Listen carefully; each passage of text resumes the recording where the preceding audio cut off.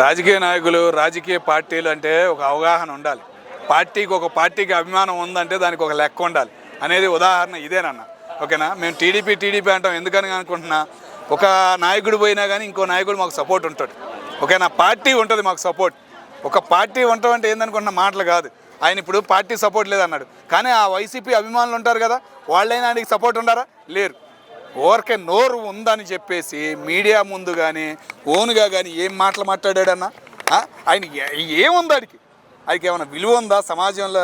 ఏం నాకు విలువ ఉందని చెప్పేసి చంద్రబాబు నాయుడు గారిని వాళ్ళ కుటుంబం గురించి ఎన్నెన్నో మాటలు అన్నాడు.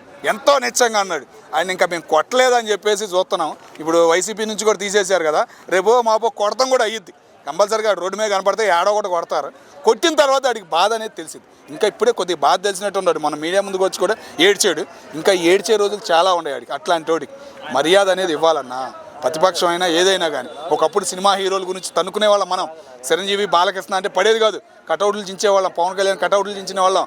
కానీ ఏంది, వాళ్ళంతా ఒకటే. ఒక లాజిక్ అనేది తెలుసుకోవాలి. ఒక లాజిక్ మనం ఉపయోగించుకోవాలి, మనం వాడుకోవాలి.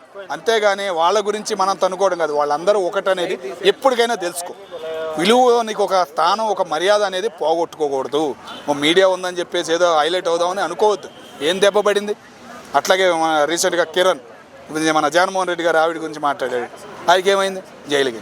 సేమ్ అలాగే ఉంటుంది. కాబట్టి మీడియా ఉందని చెప్పేసి అట్లా మాట్లాడకూడదు. పార్టీ మీద అభిమానం ఉంటే పార్టీ గురించి మాట్లాడు, పార్టీ చేసిన పనుల గురించి మాట్లాడు. ఆడు చేయని పనులు ఏమైనా ఉండయా వాటి గురించి మాట్లాడు. అరే బాబు, నాకు రోడ్డు వేయలా, నాకు ఇది చేయలా, ఈ గవర్నమెంట్ ఎంప్లాయర్ గురించి మాట్లాడు. ఎందుకు దోచుకునేది ఎవరు? వాళ్లే కాబట్టి వాళ్ళ గురించి నువ్వు మాట్లాడు. నిజాయితీగా అడుగు సోషల్ మీడియా ముందుకు వచ్చి. అది నీకు విలువ ఉంటుంది. ఒక మాట మాట్లాడామంటే 1-2 సార్లు ఆలోచించాలనేవాళ్ళు మన పెద్దవాళ్ళు.